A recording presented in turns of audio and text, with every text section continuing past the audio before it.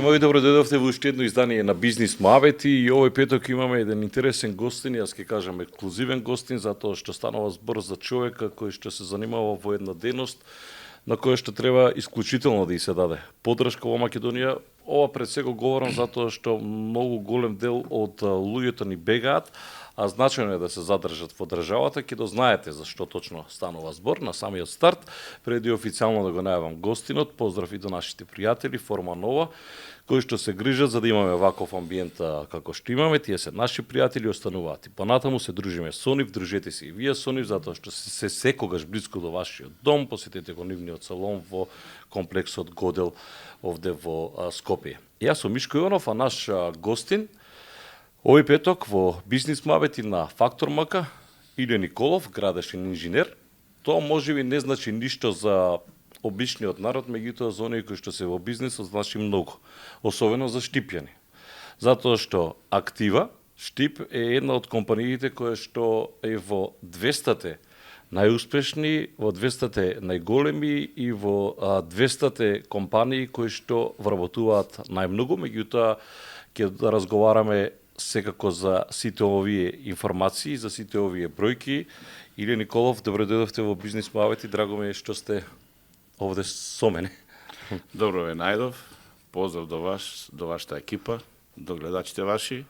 Се надевам дека ќе имаме една пријатна вечер каде што ќе презентираме малку една поубава половина од животот и работата во Македонија. Значи не е се само во лошите работи што ги слушаме на телевизија, не е се само во секојдневните политички интриги што ги слушаме од нашите политичари, туку можеби е убава оваа емисија. Јас многу сум вака изненаден што вие почнавте со еден ваков серијал каде што ќе бидат презентирани и успешните компании во Македонија, затоа што навистина во Македонија постои потенцијал и мислам треба да се користи до крај, а исто така и да се анимираме како бизнис сектор, затоа што најмалку во последно време имаме вакви емисии каде што луѓето од нашата држава се информирани дека постојат компании кои што дават можност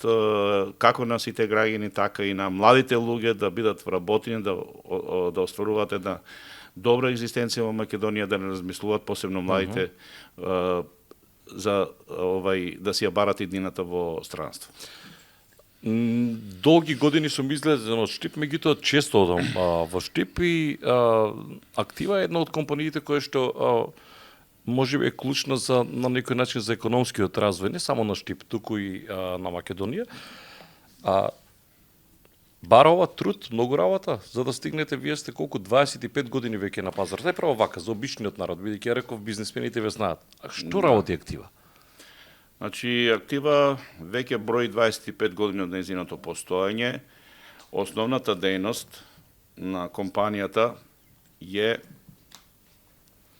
металопреработувачката дејност, а втората дејност е градежната дејност, претежно монтажерските работи на големите индустријски објекти, спортски објекти, трговски центри и така натаму. Значи би почнал од делот на градежниот сектор, бидејќи ние буквално држиме два сектора, постои една диверсификација на работата. Секторот градежништво опфаќа производство и монтажа на челични конструкции. Ние сме компанија која што на овој дел на Македонија и пошироко сме една од најголемите компании која што има најголеми капацитети за производство и монтажа на таков вид на метални конструкции, со кои што се градат доста голем број на индустријски објекти. Чисто како пример можам да напоменам дека 18 објекти во тризоните за странските инвеститори имаме изградено. Значи, освен челичните конструкции што ги работиме, кои што се основен дел за секоја индустријска хала, значи ние ги работиме и останатите други работи во делот на покривачките работи, фасадерските работи, нормално земјаните работи, фундаментите, подовите индустријски и целокупната инсталација во сите тие индустријски капацитети. Значи, буквално клучна рака и ги предаваме тие објекти на нашите инвеститори. Тоа е во делот на изградбата, разни логистички центри, спортски објекти и така натаму. Во делот на металопреработувачката дејност, актива од 2012-2013 година е влезена во автомобилската индустрија под брендот Automotive и таму работиме разни делови за возила од автомобилската индустрија, претежно за автобуси. Значи, ние сме главен добавувач на белгиската компанија Van Hol, која што ги изработува автобусите во тир зоната во низината фабрика, која што од страна на актива е изградена во 2012 година. И комплетните шасиски делови од наша страна и целата метална структура на автобусите се работи кај нас и се испорачува во фабриката во Скопје. Сега таа фабрика е преземена од друга компанија, меѓутоа континуитетот на работата продолжува, така да... Значи, таа не е веќе белгиска, така? Бидејќи имаше информации. Да, сега сега има нови собственици, тоа е холандската компанија VDL, која што исто така една сериозна компанија која ги превзеде во целост, така да и тие имаат свој бренд на автобуси. Сега преговараме и со нив за да продолжиме да работиме исто така шаси и за нивните автобуси во Холандија да испорачуваме. Понатаму работиме шасиски делови и за друг тип на опрема, значи за рударска опрема, работиме шасиски делови за комплетни за дробелици за камен за една германска компанија Клеман. Работиме превозни средства, приколици за авионскиот сообраќај, значи за сите аеродроми претежно во Европа и во светот, секаде тоа го работиме преку една американска компанија, така да тоа се влечни возила приколки кои што се изработуваат во целост кај нас и како готови производи се испорачуваат секаде во светот по аеродромите, во Катар, во Кувајт, во Јапонија, во Франција, Англија и така натаму, во Германија и така натаму. Така да постои во металопреработување. За германската компанија Вирген сега произведуваме шаси за нивните машини за асфалтирање, така да во тој дел доста сме навлезени во таа металопреработувачка дејност и производство на такви шасиски делови. Компанијата наша е веќе опремена доста со машински парк кој што има високи квалитети за да дава квалитетни производи, а исто така и нашите вработени кои што се претежно од заварувачката дејност, тоа се високи професионалци кои што сериозно си ги работат тие работи, веќе сме познати и препознаени на пазарот и во Европа и пошироко. Што зборите, бе, господин Николов? Па ние сме... ние стварно сме задоени од политика. Јас едноставно ве слушам и ние не можеме ниту една успешна бизнис приказна да представиме, а тие постојат уште подраго ми што е во Штипо. Ние сме стварно луда држава сме. Па видете, актива од основањето 99 година до 2011-2012 година беше мала компанија, се бавеше со ситни занечиски работи, претежно за домашни инвеститори, немаше некои сериозни капитални проекти, сериозни инвестиции во државата од нашата дејност да бидат покриени. Меѓутоа со доаѓањето на првите компании во тир зоните, ние доста храбро тогаш настапивме и доста храбро влеговме во трката да можеме да работиме дел од тие големи објекти, така да успеавме 2012 година да договориме два крупни објекти, значи тоа е за американската компанија Johnson Controls фабрика од 14.000 квадрати во Штип и за белгиската компанија Van Hol во тир зоната во Скопје, во Бунарџик, тогашната прва фаза беше некаде околу 36.000 квадрата. Така да од мала компанија кој што имавме некои си 4,5 до 5 милиона евра на годишно ниво вкупен приход, ние веќе 2013 година нашиот вкупен приход порасна некаде на 20 и неколку милиона евра од вкупен приход, односно сето тоа се базираше на вкупната реализација која што ја правевме од изградбата на овие два крупни проекти. Тоа ни овозможи да размислуваме за брз развој на нашата компанија, доста да инвестираме во развој на компанијата и во делот на градежниот сектор за изградба на едни такви индустријски објекти, каде што мораше брзо и квалитетно да се градат, затоа беше потребна соодветна опрема, соодветен простор. Ние го обезбедивме тоа многу брзо. Нормално комерцијална банка стоеше позади нас, ни помагаше доста во тие финансиски поддршки што ги имавме од нејзе, а од друга страна со завршувањето на првата фаза на Ванхол, веднаш од страна на менаџерскиот тим на Ванхол, инженерискиот тим бевме препознаени како компанија која што ќе може да се носи рамо до рамо заедно со нив и во делот на производството на шасиските делови за автобусите и ни го дадоа тоа доверие, ние тоа го искористивме до крај. Тоа беше одскочната даска на нашата компанија за да можеме од 2013 буквално да имаме еден доста добар развој на компанијата, така да ние сега веќе со нашите 500 вработени, со вака еве за ланска година остварен вкупен приход околу 50 милиона евра, веќе можеме да кажеме дека солидно котираме на пазарот, на домашниот пазар како компанија од овој сектор и нашите планови си нормално за наредните години да се зголемува производството, да имаме уште повеќе успех во тој дел. 50 милиони евра приход, така? Вкупен приход, да. А колку движи профитот? Па профитот некаде околу ланска година имавме околу 2-2,5 милиона евра, меѓутоа ланска година беше малку кризна и оваа година од почетокот затоа што имавме некои сериозни померување во делот на соработката со Ванхол затоа што они влегува во една малку посериозна криза, финансиска криза, тоа влијаеше и кај нас како главни добавувачи нивни затоа што нашиот планска работа е во делот на соработката со Ванхол некаде околу 30 до 35%, значи од целото и физичкиот обем и од вкупните приходи, значи ги освојувавме преку таа компанија. Меѓутоа со кризата која што ги зафати која што ја зафати таа компанија неколку месеци и осетивме ние таа криза, меѓутоа сега е веќе со втората половина на оваа година, веќе со превземањето од страната на холандската компанија, веќе се стабилизирани сите овие проблеми, така да сега веќе успешно продолжува таквата соработка со новата компанија. Прашам лаички, како изгледа 50 милиони евра, бидејќи се приходи на сметки вака кога ги гледате? Па ние никош не можеме да ги видиме, ние не можеме сите да ги видиме, затоа што парите знаете како на дневно ниво влегуваат и излегуваат, затоа што вкупниот приход не значи дека сите пари се наши, Не, да, приходот како приход, да, тоа е реализација на месечно ниво, па тие средства доаѓаат како наплата, со тоа се плаќаат добавувачи, со тоа се плаќаат даноци према државата, се плаќаат платите на вработените, придонесите на вработените, се плаќаат одредени рати по камати по рати, значи по банките, има одреден остаток кој што веднаш се користи во нови инвестициони вложувања, така да ние најмалку можеме да ги видиме парите како пари, меѓутоа. Не зборам вака да ги допирате, ама знаете кој ќе вртат на сметка како еден голем бизнисмен со сето ова се справува, знаете 50 милиони евра, тоа можеби за светски услови изгледа мало, меѓутоа во Македонија кога ќе споменете 50 милиони евра. Па видите, ако работите долго години со ваков бизнис и со такви цифри, тоа е една нормална работа. Прави стрес или не?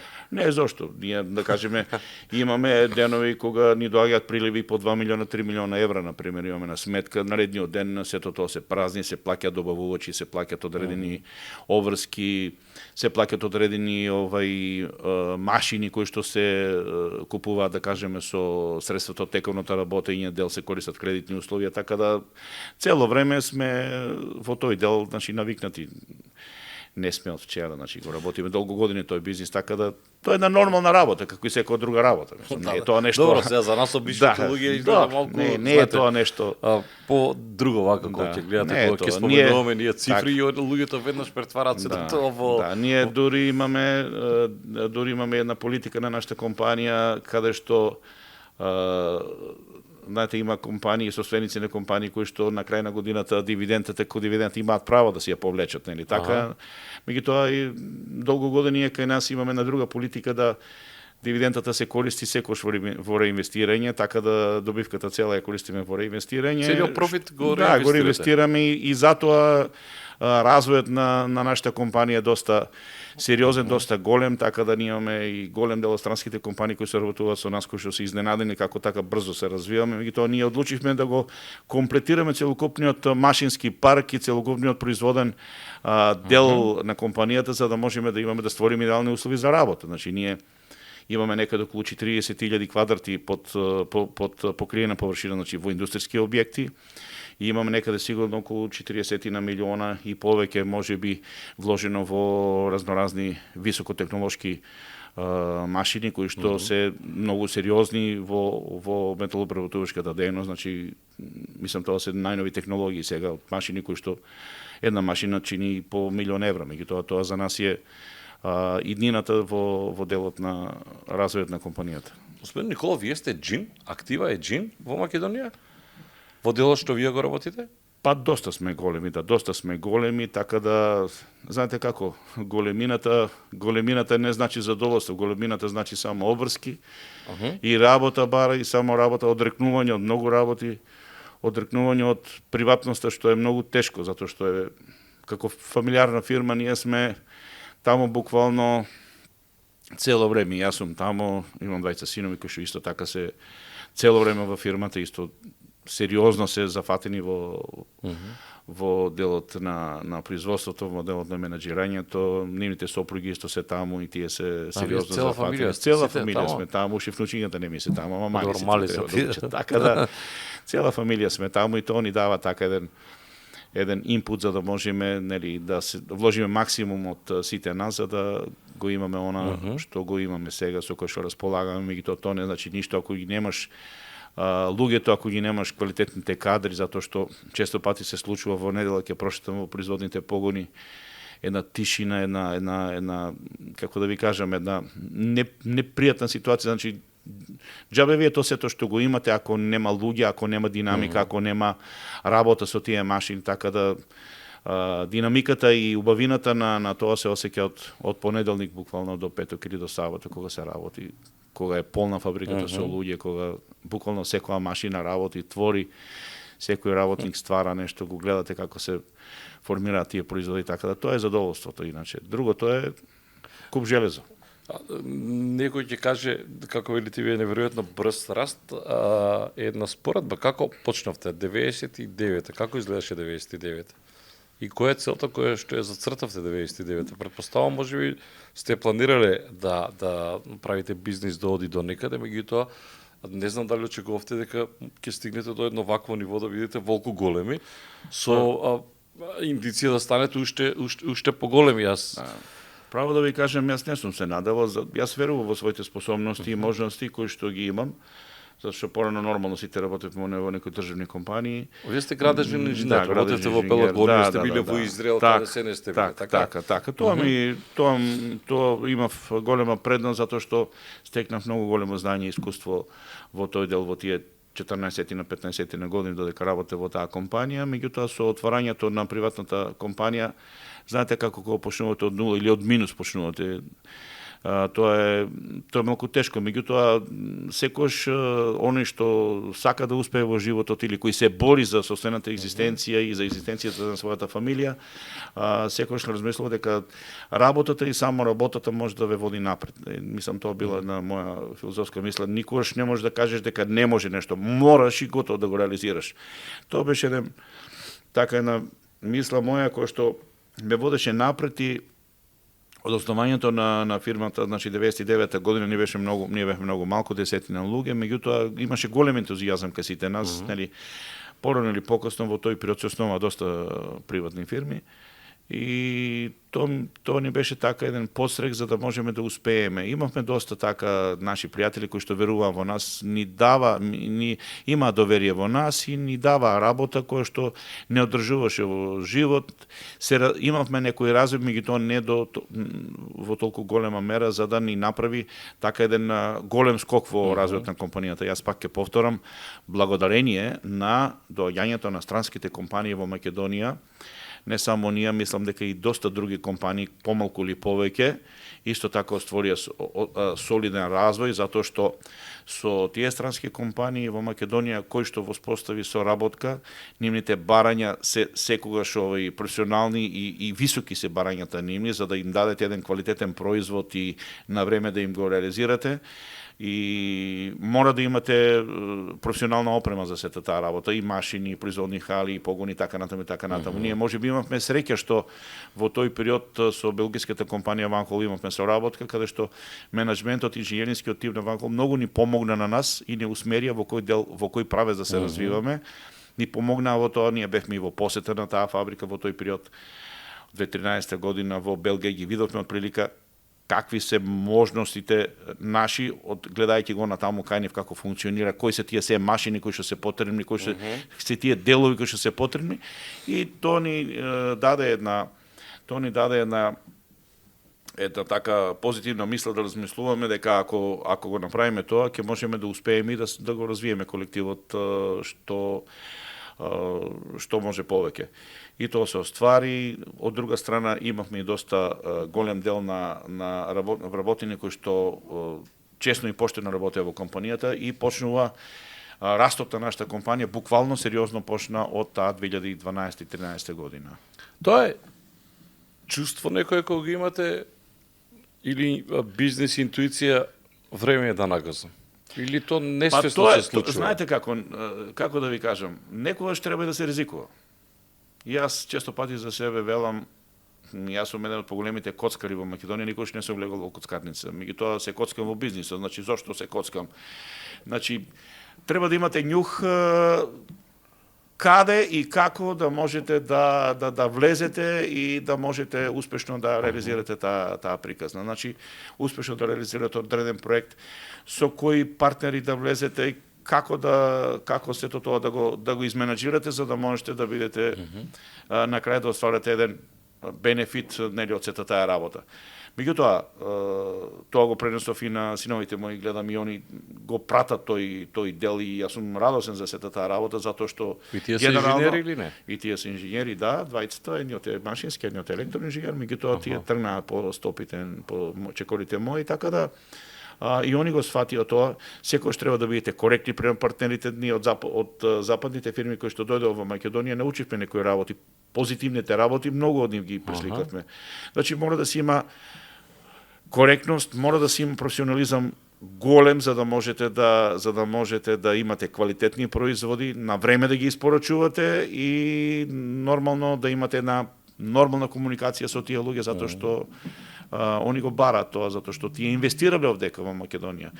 Донеле свој капитал и сега ако веќе барат партнери за соработка во Македонија, не им требаат сериозни партнери, не им требаат некои кои што денеска ќе работат за нив, утре ќе им откажат затоа што тоа се серијски производи каде што не може, знаете, тие фабрики претежно се, значи, линиски фабрики кои што формираат ланец на добавувачи и перманентно тие добавувачи треба на дневно ниво да им ги испорачуваат планираните репроматеријали кои што треба да бидат произведени во нашите погони и да им бидат испорачени. Тоа се така неколку работи што ние го свативме многу сериозно и се владееме со таа политика и затоа мислам дека успеавме во нашиот дел. Кога се решавате да ризикувате или да се коцкате, не во смисла на влегување во коцкарница, кој е оне кој што става кочница? Сопругата, со кој споделувате?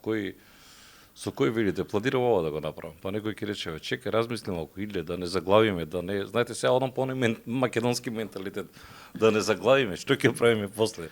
Па добро. Кредити, банки, претпоставувам има некоја кочница. Повише, знаете зашто, кога ќе стигнете во некоја ситуација каде што можете да си дозволите, не луксус, можете да си дозволите оно што многу мина не може да си го дозволат и околу вас се обкружуваат луѓе кои што велат шеф е супер, а вие да не гледате дека надвор се случува хаос. И сега претпоставувам има некој кој што е кочница и кој што никој не го сака обично од големите менаџери.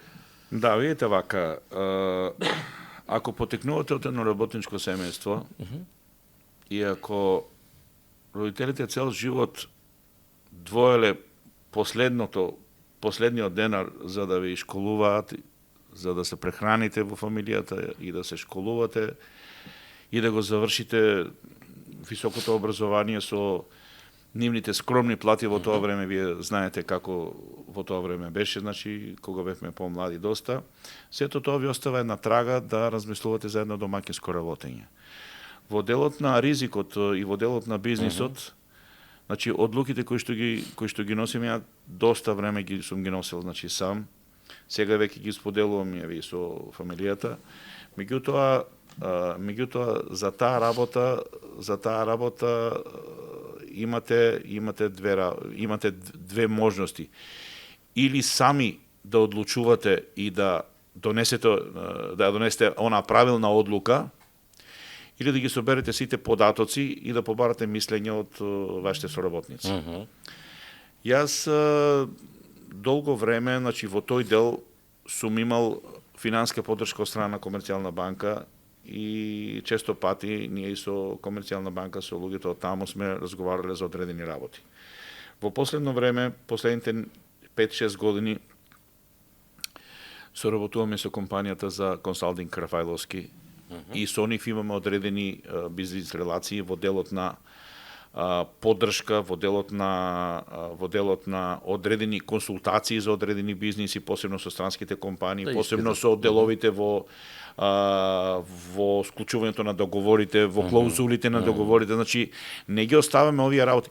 Оно што ме прашавте, сте во право, меѓутоа за малите работи носите одлука, па и да погрешите не е многу. Меѓутоа за големите работи ако погрешите, тоа се сериозни више цифри, тоа се можете за една работа да отидете, нели, да ви отиде бизнисот. Тоа е пак храбро. Така да, тоа е храбро, меѓутоа еве често пати обавуваме доста консултации, бараме доста податоци, собираме за другата страна, се трудиме да ги имаме што повеќе информациите за да можеме да имаме еден сериозен пристап и да знаеме дека не влегуваме во некои сериозни ризици. Еве сега на пример влегуваме во проекти на германската компанија Lidl, кој што почнува сериозно да инвестира во Македонија, значи инвестира дистрибутивен центар во близина на Куманово, таму меѓу Куманово и Табановци, кај што нашата компанија работи, целата кровна конструкција некој да е околу 2.500 тона е таа.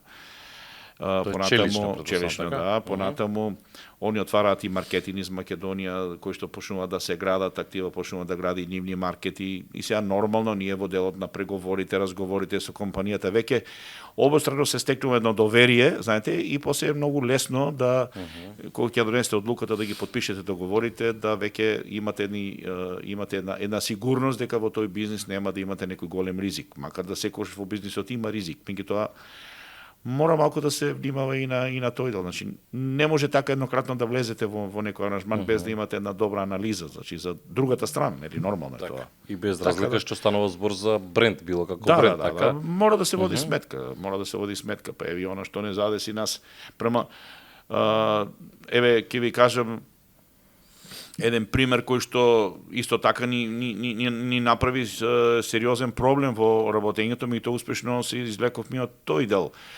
Периодот пред короната успешно работевме и со автобусите, значи со шасиите што ги работевме за Ванхол и со деловите што ги работевме за аеродромите, значи оние количките за пренос на разноразна роба по аеродромите таму. И тоа го правите? Да, и уште го работиме тоа. И сега јас му викам на моите таму, сега дури можам да кажем дека бизнисот ни е стабилен затоа што никош автобусите нема да престанат да возат и никош авионите нема да престанат да летат. Се случи короната, автобусите престанаа да возат, буквално кажем, авионите престанаа да летат затоа што таквите групни значи возења по таквите превозни средства многу се намалија. Сето тоа ги намали инвестиционите активности, да кажеме производните капацитети кај Ванхол падна, нарачките од американската компанија за кои што ги работевме овие транспортни средства по аеродромите буквално застанаа и ние некаде година и пол од еден сериозен бизнис што го имавме, ние дојдовме до една ситуација да стамбената изградба во која што инвестиравме и направивме еден убав комплекс во тип од 6 стамбени згради, околу 360 стамбени единици, ни беше еден основен бизнис во тој дел за да го премостиме тој период. Разбирате? Градежно офанзива. Да, градежно офанзива. И веднаш најповеќе таму вложивме труд и инвестиравме таму така да направивме солидни 360 стана кои што за среќа наша во периодот на короната доста се распродадоа тие станови затоа што луѓето колку пари иде станош тип? Па сега се некаде околу 1100 евра по квадрат, порано беа поевтини, значи по 850, да, сега се толку. Зашто Скопје до 2500, 600, 700, што е по разликата?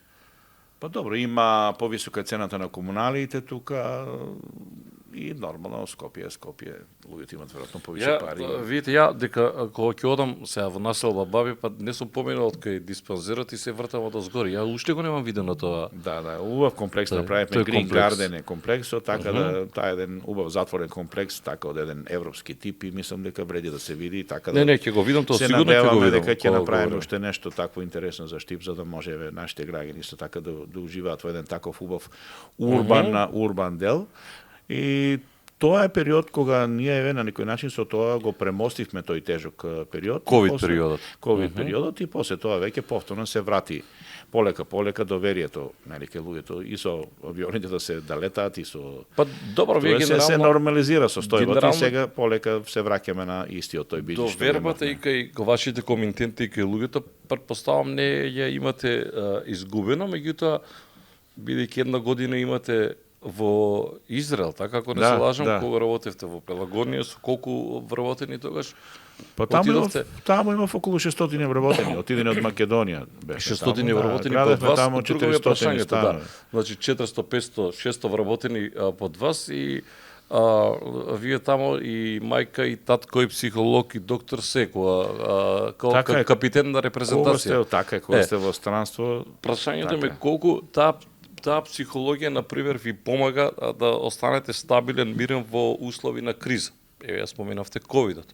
Јас ќе го споменам Ванхол, например. Вие тргнувате Ванхол ве крева вас во Звездеви и одеднаш доаѓа ситуација каде што Ванхол рикнува. Народски кажано. Колку психолошки успевате да се задржите, чекате сега. Во таквите моменти човек мора да остане мирен. Мора да остане мирен, посебно како прв човек и сите околу него, значи мора брзо да се реагира, да се бара решение како да се премости еден така по-сериозен период. Барате друга алтернатива или?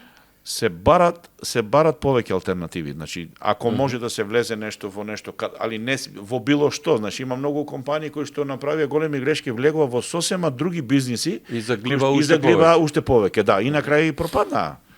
Значи, тоа по мене не влегувај таму кај што не ти е професија, кај што не ти е доволно познато, кај што, нели, има многу луѓе кои што јас што ги знам се бават со еден бизнис, потоа влегуваат во друг бизнис или во услови на не во оно што го работеле, влегува во нешто непознато. Да, во нешто непознато, инвестира, меѓутоа не му е доволно познато, нема доволно кадар, нема доволно вработени и се губат многу пари тука и се губи многу енергија и труд и на крај пропагаат.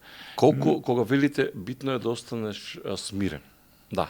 Тоа другите да не го приметат, меѓутоа паника не ве фаќа. Знаете, на крајот сите ние од денот ќе легнеме, ќе заспиат сите, ќе легнеме и особено кај вас бизнисмените, вие 365 дена, 24 часа ви работи мозокот. Добро, така е. Тоа е таа, како викат, менаџерска болест, значи не е лесно, Мишко, не е лесно, значи јас цел живот се бавам со тоа, значи се осекат сериозни стресови, значи тоа влијае на здравието на луѓето и влијае буквално на многу работи, меѓутоа па искуството ќе ве научи на некои работи како да се во такви услови како да се однесувате. Пораз прифаќате ви? Не, единствено тоа не сум го прифатил во животот и немам и намера да прифатам, нели, затоа што еве цел живот се борам и да се оди напред.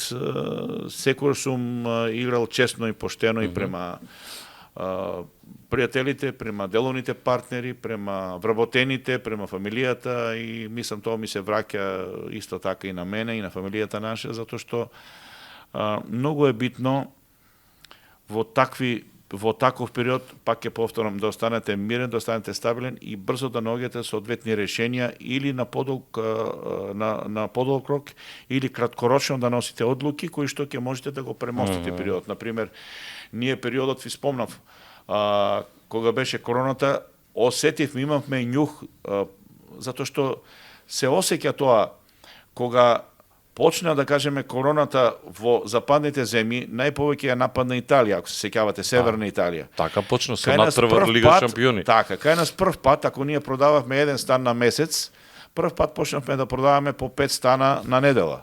А најповеќе купувачите беа од млади луѓе кои што отишле во Италија, работеа таму и почнаа по телефони да се јавуваат и да барат дали имаме слободни станови, а таму да ни пуштат пари за да купуваат станови. Значи почна стравот кај нив да се јавува. Ако продолжи таа епидемија така како што почна во тие краишта таму, да можат да си дојдат овдека, меѓутоа не да дојдат во фамилијата, затоа што па нели беше ризично да се живее повеќе луѓе во еден стан, него да имат свој стан, да бидат така поизолирани. И него осетивме тоа, и веднаш почнавме што побрзо да ги градиме становите, да ги продаваме становите, и тоа беше така еден... Добро, ваша беше идејата за изградба на станови, за влегување во тоа. Па ние генерално работите на индустријски објекти, идејата на стамбени. Идејата тргна сосема случајно, бидејќи во нашиот град малку има од нашата фела, од делот на инженерискиот кадар. Претежно имавме вработени инженерчиња од источниот дел на Македонија, од Берово, Делчево, Мегдонска Каменица, така од Кочени, од Радовиш. И мојата идеја беше, кога се продаваа локациите за станови во Штип, тамо 2017 година, да земеме една локација, да изградиме една или две стамбени згради, претежно да дадеме можност на нашите вработени со одреден бенефит од наша страна, со одредено субвенционирање од страна на компанијата наша, да тие наши вработени, значи млади стручни кадри, добијат станови под повластени услови. Така тргна идејата и дел од становите да ги продаваме. Меѓутоа, бидејќи имаше 6 слободни... Што е по повластени услови? Вие се решавате како компанија? Па да, како компанија одлучивме да инвестираме во тие стамбени објекти, значи ги добивме 6 стамбени единици, околу 360 стана да изградиме, меѓутоа голем дел од становите, не многу голем, али голем дел од становите, ги дадовме на наши вработени, дел и од работниците, дел од високо образование стручен кадар, раководните луѓе што ги имаме таму. Повластени услови значи дека преку комерцијалните банки они можеа да си подигнат кредит во вредност од 85% од станот, од вредноста на станот, и тој им одеше средства кои им доаѓаа од банките и они ги враќаат тие пари и становите ги дават под хипотека, а останатите 15% кои што за сите купувачи беше сума која што требаше да се ја исплатат во периодот додека се градат становите, за наши вработени тоа беше субвенционирање од страна на актива, така да тоа им беше буквално од наша страна платено како актива, значи они тие пари не ги даваа во компанијата. Значи тоа се некаде цирка околу од 8-10 до 12.000 евра по стамбена единица, и тоа како повластени по еден стан, по стан, да, и тоа го дадовме на нашите инженерки кои што се во нашата компанија, за да има поголема лојалност од нивна страна, и ние сме задоволни, затоа што гледам и тие се задоволни, затоа што еве до сега тоа веќе 3-4 години, 5 они живеат во тие станови. Се ги отплаќаат редовно кредитите, повластените услови веќе од наша страна им се завршени, нели, тоа се средства кои што они не ги исплати, останаа на нив, со тие пари си купија опрема во становите. И како што гледам дека сите се задоволни, сите работат во компанијата, никој не размислува да ја напушти компанијата, така да на тој начин сме стекнале едно доверие кон тие наши високообразовани стручни кадри кои што се носители на производниот процес во компанијата. Иле, што сте вие, бизнис ангел, што е? Не, ова е просто неверојатно, знаете, кога слушате вакви приказни во Македонија, можам да набројам 3-4 каде што...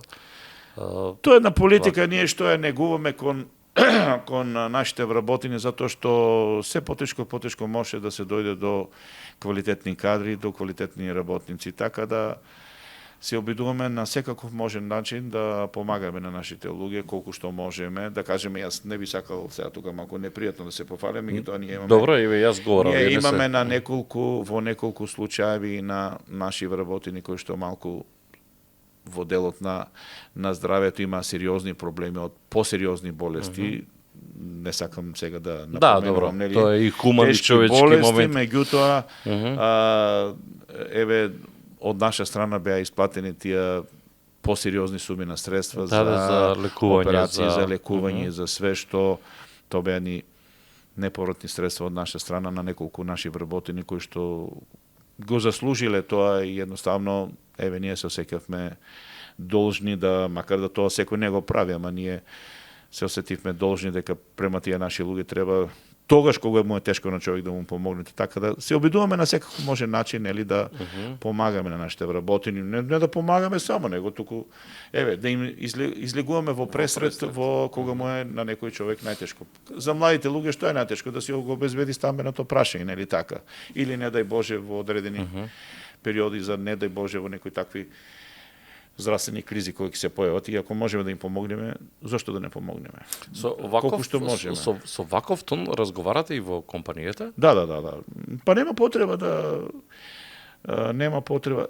Јас мојот глас може да се слуша во фабриката на повисок тон единствено кога ги видам вработените со мобилните телефони. Тоа ми е најголемиот проблем затоа што во животот јас долго години работам, веќе 42-3 години работам како раководно лице и во поранешните времиња, знаете, пошто овие мали шејчиња што ги имаме сега, телефончиња, прво ги измислија за основна комуникација, сега се веќе малку по сериозни паметни машини.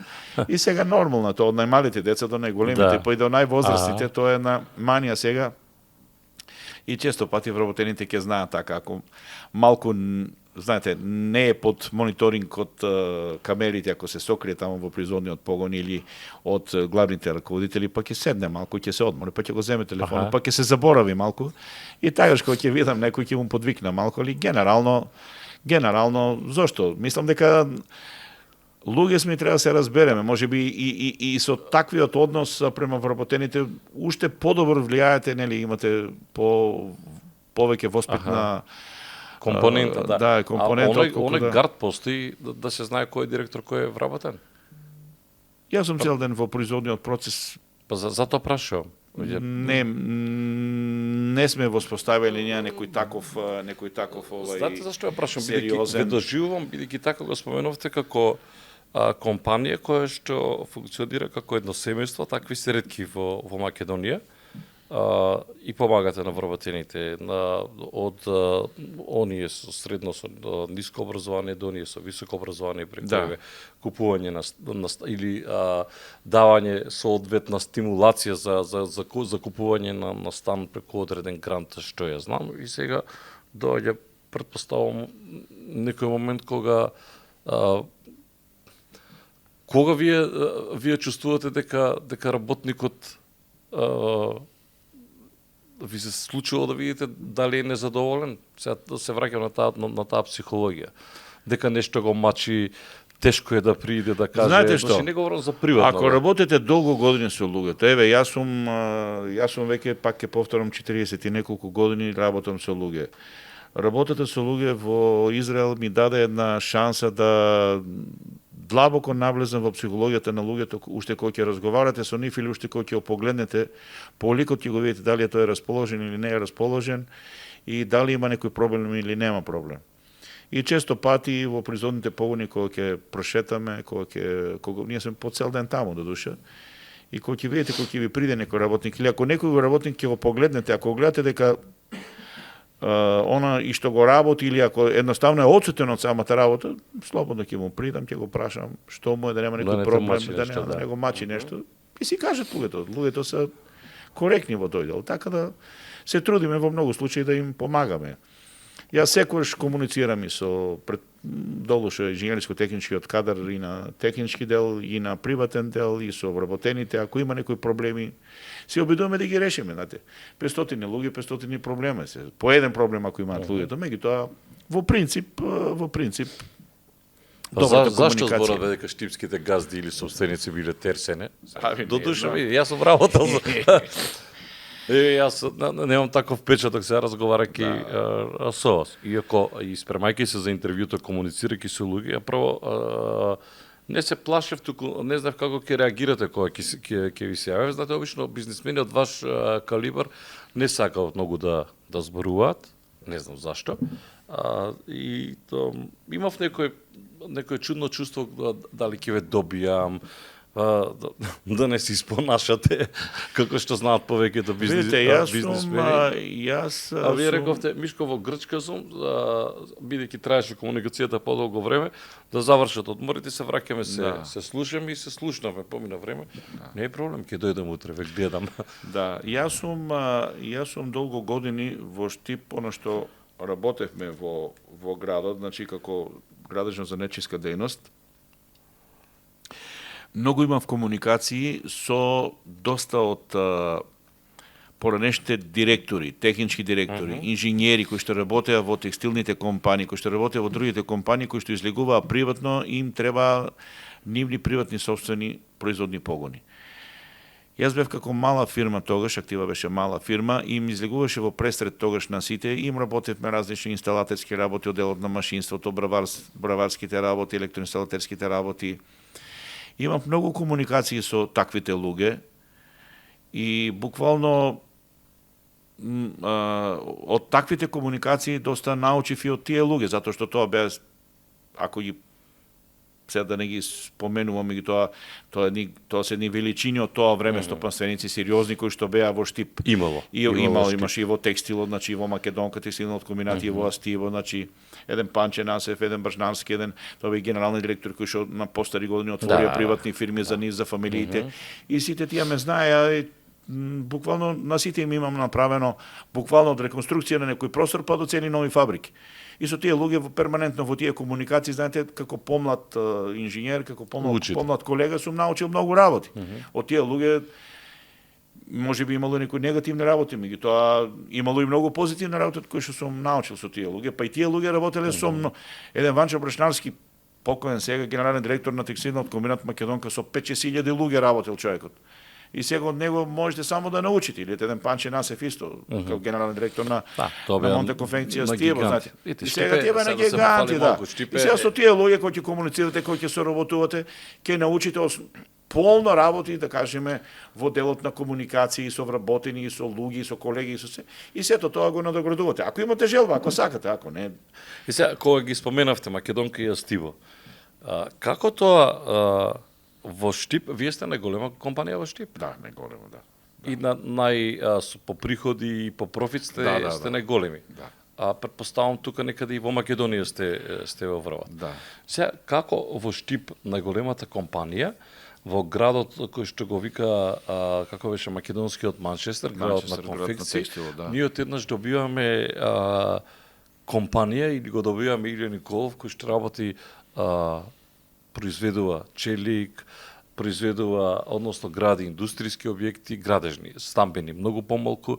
Како се замени работите во Штип да стане од текстилна во челична индустрија, како да кажам, штипскиот челичен магнат можеби звучи. Ви звучи можеби некој ќе каже еве штипскиот челичен магнат, знаете кој ќе кажете, луѓето веќе имаат друга перцепција, тука врзуваат, има овие многу пари, едно друго. Тоа е точно, значи ние успеавме трудоинтензивната дејност да промениме во градот како Актива. Доста, значи доста коментари на таа тема имаше и порано и сега има и доста новинарски од новинарската фела имаат своји коментари за тој дел, затоа што ние од една мала фирмичка, мала компанија, значи успеавме да станеме доста сериозна компанија, голема компанија во делот на преработувачката и автомобилската индустрија, значи ние како компанија прв пат во Штип ја внесовме автомобилската индустрија како бизнис. За кој работите во автомобилската индустрија? Значи зборуваме значи за автобусите, значи тоа се исто дел од автомобилската, да, тоа е дел од автомобилската индустрија, да, значи тоа е белгиски Ванхол, рековме, сега значи еве со новите собственици од Видиал, значи сега и за нив ќе работиме и работиме исто така и други делови за други компании од таа бранша. Поентата беше како го преземате, еве како Илија Николов го презема приматот и станува најмоќниот кај нас, се злоупотребуваат зборовите, барам збор, најадекватен збор станува најголемиот бизнисмен во Штип, во градот на текстилот, а текстилот полека по полека, освен лом производство, немаме друго ние.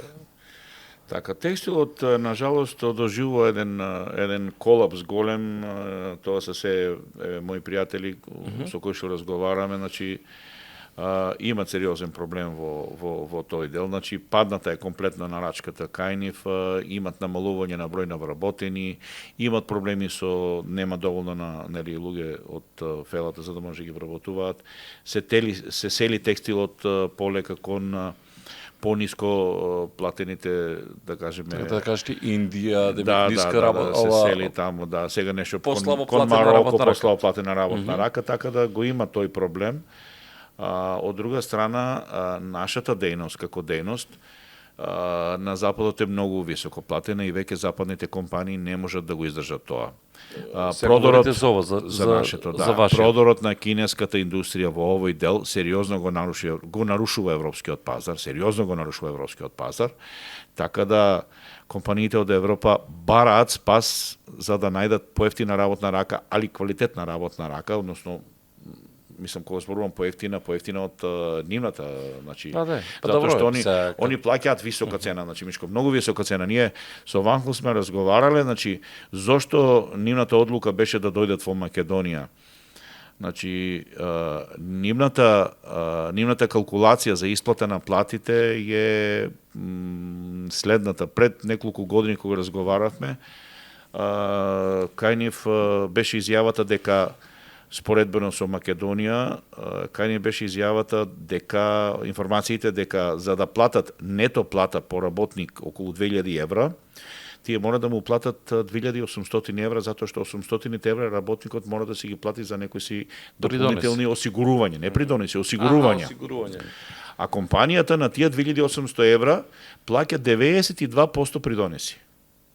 Добро, ние колку 70 и нешто, кај нас е 50%. Али пазите, на 2000 евра за да земе работникот, компанијата му исплаќа 2800 евра, бидејќи тие 800 евра одат кон државата за одредени осигурувања, а на тие 2800 евра 92% тоа се ни повеќе не помалку некаде околу 2000 нешто евра. Значи вкупно компанијата, ова е пред 4-5 години.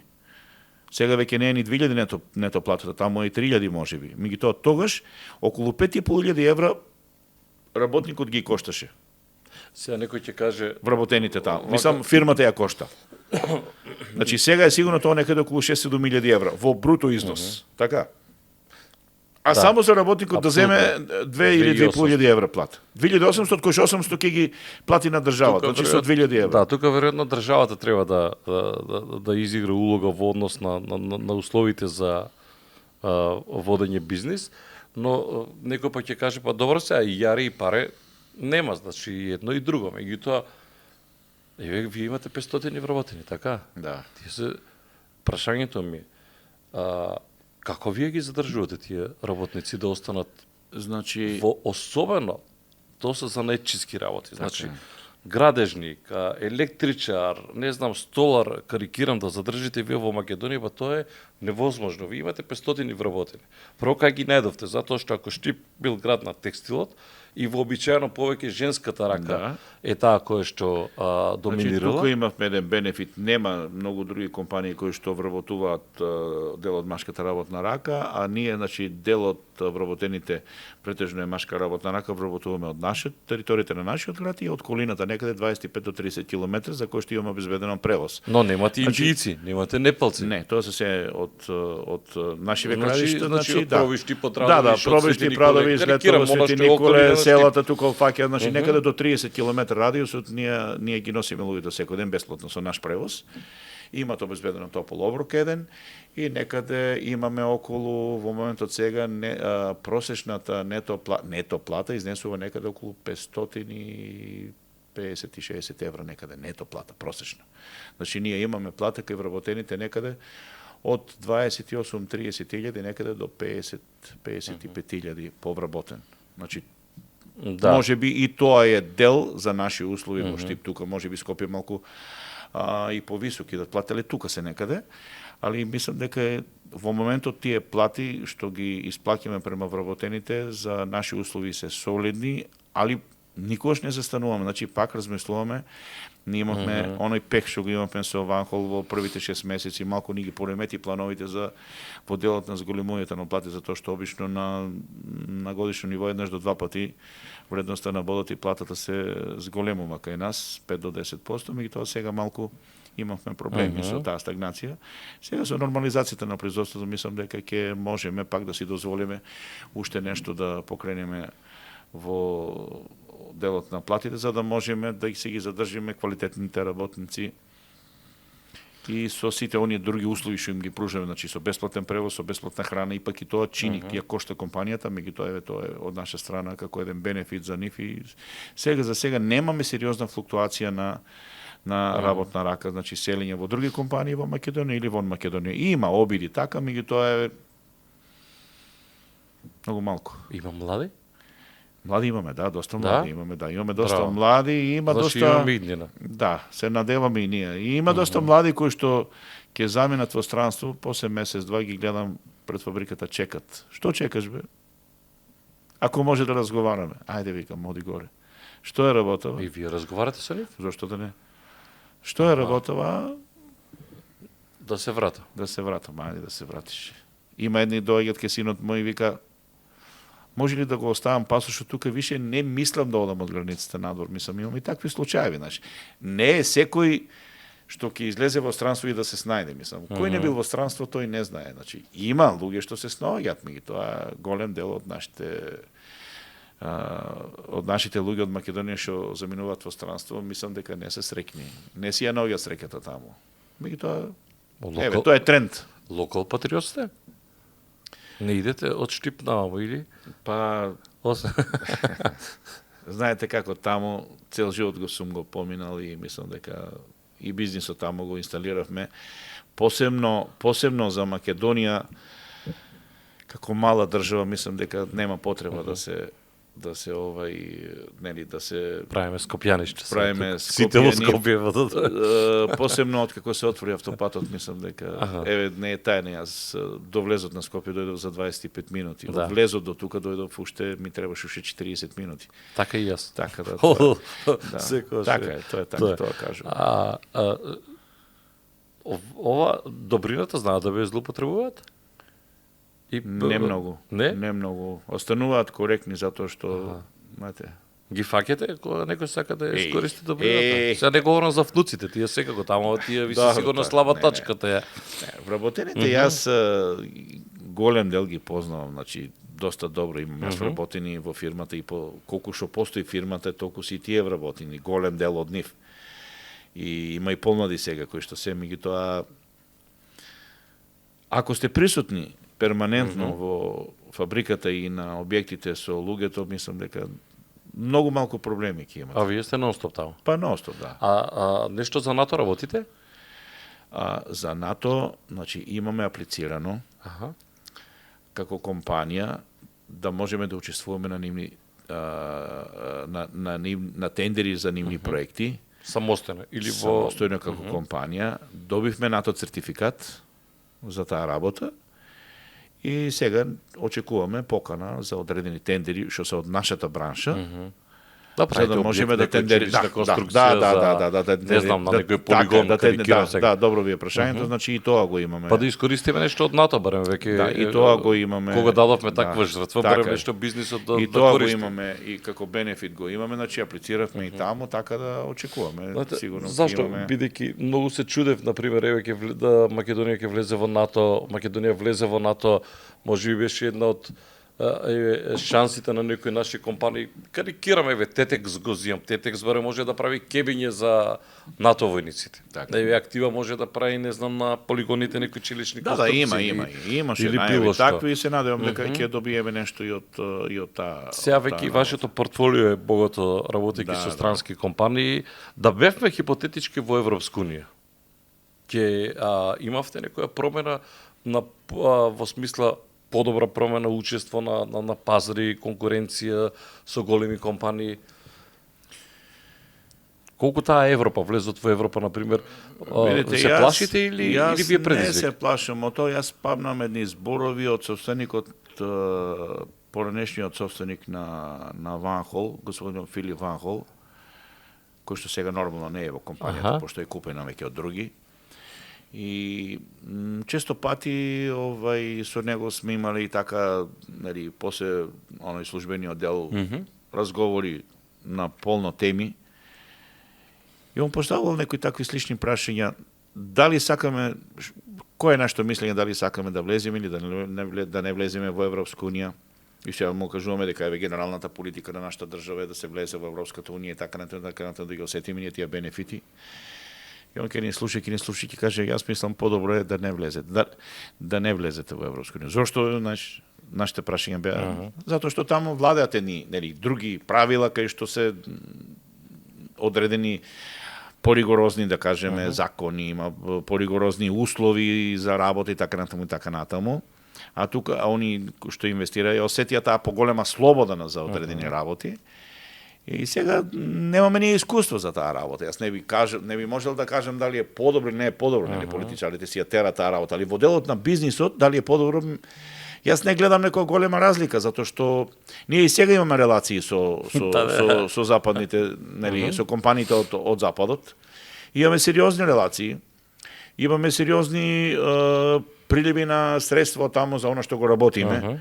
Имаме коректен однос со тие компании, така да не гледам дали би имало некаква голема разлика. Ако ги гледаме компаниите кои што влегува во Европска унија, кои што беа првите од соседните држави на поранешните земји од Европска унија, кои што им се доверија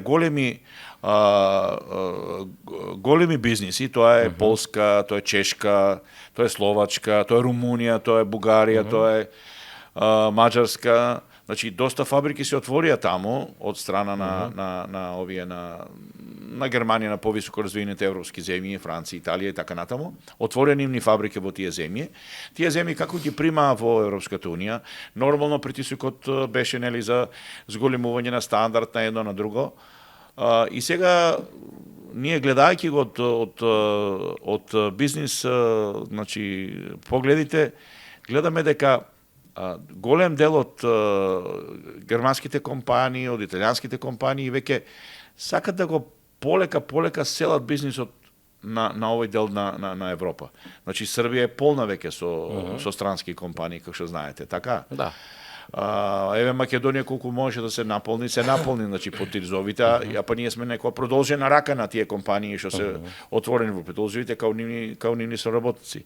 Значи они бараат таму кај што има поголема Па сите бараат подобри услови. Подобри услови, нормално и поголем остаток. И сега знаете како? Но кога ќе се погледнат бројките на сите кои влегле во таа Европска унија, на пример, евидентен е раст, особено на бруто домашен производ кај сите земји.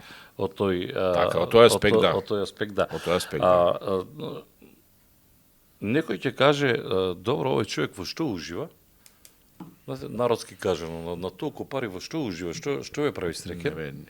Бишко, овој... Сега прашувам, знаете како секој вака кога ќе сретнете назад и сега некој ќе надвор кога ќе сретнете некој ќе гледа емисијата и ќе рече што зборат овие 50 милиони евра, не знам, приходи, знаете кај нас обично се мешат. Так, што е она што се мешат парите? Значи што е она што ве опушта, во што ужива еве бизнисмен од ваш калибар? Некој сака од гостиви кои што биле, не знам, да си дозволи, бидејќи може да си дозволи луксус, ужива во, не знам, скапа кола, не знам како ќе ја вози до душа тука, ама да се издува. Некој ужива, што ја знам, да лепе пари на музика. Карикирам се. Јас уживам во музика. Да? Да. Јас свирам од 5 години на армоника и ден денеска таа љубов кон музиката ми постои. И цел живот имам армоника, цел живот свирам кога имам слободно време. И сега пред неколку години купив и убава нова армоника. Професионална, помалку. Кога имате време? Кога имам време, се обидувам тоа хоби да го пренесам на некој од внуците мои што ги имам 5 до сега и ако може некој така да ја засека музиката, нели повеќе, макар да тие се мали многу, ама се надевам дека некој ќе ја сака музиката да можам да му пренесам и дел од тоа мој хоби што го имам цел живот. Тоа е едната работа. Другата работа е така, во слободно време се, знаете. Имам собствена куќа, па малку градинарство, малку едно, малку друго, така. Добра, на што не жалите пари? На патика, на гардероба, на, не знам, на автомобил, на што не жалите пари? Не жалам пари кога ќе ми свири друга музика, на музичарите кои ќе дадам некој денар. И секој супругата ќе ми каже, зошто толку многу пари даваш? Викам, ти да ќутиш, викам. Тие не се мои пари, тие се нивни пари. Ги заслужиле луѓето. Така, тоа се мали ситни работи, мислам. Па добро, ние сме скромни како фамилија, јас помнав, значи ние сме скромни во тој дел, значи немаме. Секој во кој што ужива нешто, некој на што... Видите, за да имате убава кола и да уживате со убавата кола, треба да имате слободно време и така да шетате, да прошетате малку било каде. Ние многу сме посветени на работата, значи работата е кај нас многу захтевна, значи ние мораме да сме значи секогаш присутни во одвивањето на производните процеси или во изградбата на објекти, да бидеме присутни таму, перманентно сме и по работни состаноци со инвеститорите, така да немаме многу слободно време, да кажеме, да имаме малку така по-слободен дел, како еден наш сограѓанин Штипјанец, што го имаме Роби Роберт, кој што цело време ни пушта по Фејсбукот овој како по Грција таму се шета по плажите. Ние немаме толку многу слободно време. И тоа е тоа. Ја му честитам на него, он избрал таков бизнис да тоа е. Тоа му е навистина убаво осмислено. Меѓутоа ние нашата филозофија и нашата природна работа е таква да немаме толку многу слободно време, значи Па вие ни на одмор За да дојдете. може. По 3-4 Не, дена користим. спојувате. користиме по 10 дена се.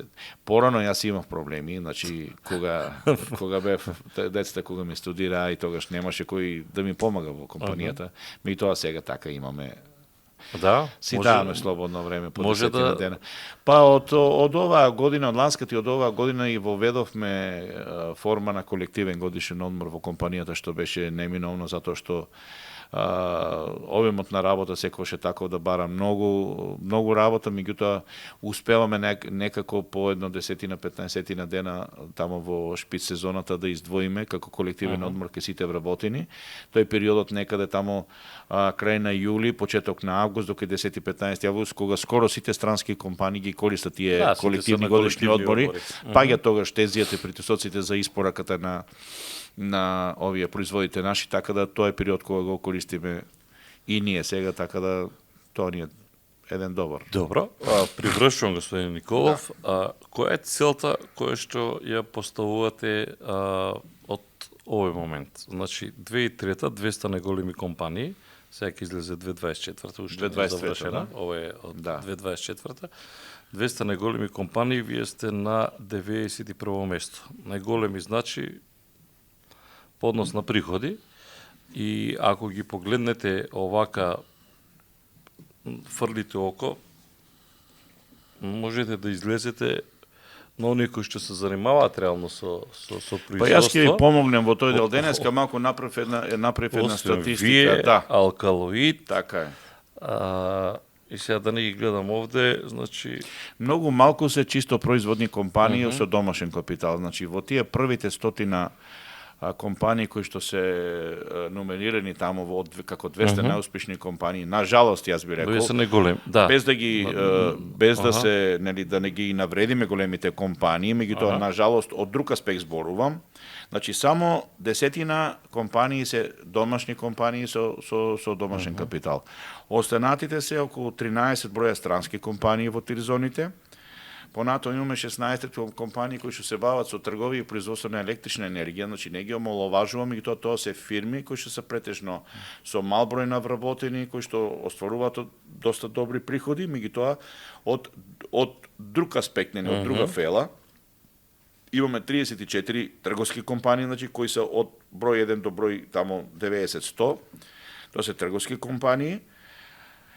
Понатаму имаме рудници, тоа се се со стран капитал, 5 компании, имаме некои коцкарници, останати имаме банки, болници, услуги, Не, значи така ќе натаму. влезете во оние за производство, ќе влезете во Значи во првите 5. во чисто производство кој што компании кои што македонски компании Да. со домашен капитал, кои што вработуваат да кажеме 200, 300, 400, 500 или 1000 повеќе луѓе таму, алкалоид што има. Витаминка е таму, значи тие сме околу 10 компании што Вие имате така 500 вработени имаше, така? да, од први 500, колку? 550 за ланска година Од се, 200, да. од најголеми 91, најуспешни 159 место, вие споменавте тоа еден дел, по број, најуспешни е по однос на По остварен профит за одданечување. одданочување, да. И мислам дека котирате многу добро по однос на 50 компании, во најголеми компании кои што вработуваат, вие сте на На 49 48 место, да, по број 48. и 8 место, да. И таму ако 48. погледнете на горните бројки, ако видите, ќе видите многу од тие компании се странските компании кои што се Странски влезени. компании, да. Што значи дека Со исклучок на Мак Петрол го гледам овде и генерално се странски компании, да. што значи дека е по мене доста сериозен проблемот во делот на бизнис секторот, каде што навистина имаме сериозни проблеми како домашни компании, значи немаме голем број на домашни компании со домашен капитал, нели така, секоја чест на странските компании кои што се инсталирани во Македонија, остваруваат вкупни приходи, дел остануваат во Македонија, од тие приходи, дел од средствата, дел се изнесуваат нормално надвор, тие се нивни профити, добивки, така натаму и така натаму. Меѓутоа, како домашни компании кои се сигурни, овдека основани, овдека функционираат, кои што си имат традиција, нели како компании, се многу малку. И мислам дека тука мора малку и државата да се позамисли на кој начин да се помогне на таквите компании, да се помогне па и на новоотворени компании и на овие постоечките, да може да се развиваат што побрзо, што повеќе, за да може да остваруваме поголеми вкупни приходи, да вработуваме поголем број на работници, затоа што јас тука ја гледам иднината на нашата држава како држава. Нели, Да. би имале... Сите ја гледаме. Пензија не одите и останете вака како што сте до сега. Актива до Штип. Кажавме дека се занимавате со производство на челик и изградба на челични индустријски објекти, градежни објекти. Завршувам, вели, актива беше основана 99 година и денес, после 2 децении, транспарентно работење, сега да англиски преведувам, се етаблираше како компанија лидер со голема репутација и така натаму ви значува ваква како да кажем, не дефиниција, туку квалификација. Да, тоа е одлика на нашата фирма, на нашата компанија, ние се гордееме со тоа и продолжуваме и понатаму да ги водиме тие политики за успех, на успех на компанијата. Имаме соработки со Стопанска комора на Македонија, јас како стопанственик сум и член на Стопанска комора и на собрание, и на управен одбор, и тамо полно проблеми што не за сега ги истакнуваме, одредени барања наши ги истакнуваме, успеваме преку Стопанска комора некои наши размислувања да ги даваме како предлог кои што би биле на некој начин влезени во законодавниот дом, значи одредени закони да бидат прифатени на база на наши одредени согледувања за подобра бизнис клима во Македонија, така да се обидуваме од повеќе страни да делуваме, за да можеме што повеќе да делуваме, да имаме позитивен пример да даваме и за другите компании, да работиме макотрпно, да можеме да вработуваме помлад од младиот стручен кадар и останатите млади луѓе во Македонија. Сите заедно да делуваме, да ги оставиме во што поголем број младите во Македонија, затоа што овој тренд на иселување мора еднаш да престане по мене. Затоа што, Мишко, мислам дека никогаш Македонија не била во ваква криза. Може да верувате колку во фирмите има веќе вработени пензионери кои што го продолжуваат работниот стаж со договор на дело, затоа што се потребни на компаниите, и мислам дека и предлогот за до 67 години да работат луѓето треба да влезе во процедура законска, затоа што не морално, меѓутоа и доброволно може тоа да се направи од луѓето, затоа што јас себе кај мене, кај нас гледам, има голем број на луѓе кои што сака да останат да работат, а гледајќи дека младата работна сила заминува од државата, значи тоа не е решение, меѓутоа тоа е еден преоден период додека не се стабилизира целата состојба во државата. Затоа што ако немаме млади луѓе да работат, да издвојуваат од нивните средства, нели од придонесите, да се плаќа пензискиот фонд, пензиските фондови ќе не останат празни, нели така, и нема да можеме и пензиите да ги Тие и така се испразнети. Да.